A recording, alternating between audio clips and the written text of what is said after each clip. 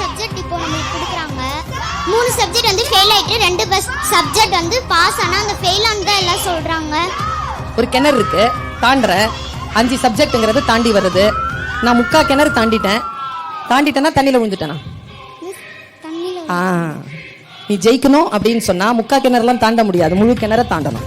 இன்னொரு விஷயம் என்னன்னா, கோல் கீப்பர் தெரியுமா உனக்கு? ஃபுட்பால் தெரியுமா?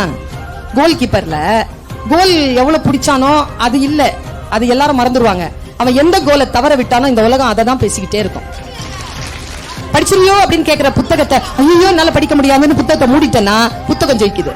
ஏய் படிக்கிறேன் பார் உன்னன்று படிச்சு ஜெயிச்சிட்டேனா புத்தகத்தை நீ ஜெயிக்கிறாய். என் குழந்தையே, உன்னை ஜெயிக்கும் புத்தகம் இன்னும் இந்த பூமியில் வரவே இல்லை என்று நம்பு.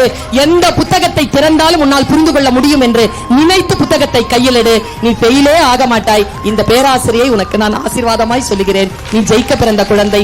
படிச்சு மட்டும் பாத்துரு, அவ்வளவுதான்.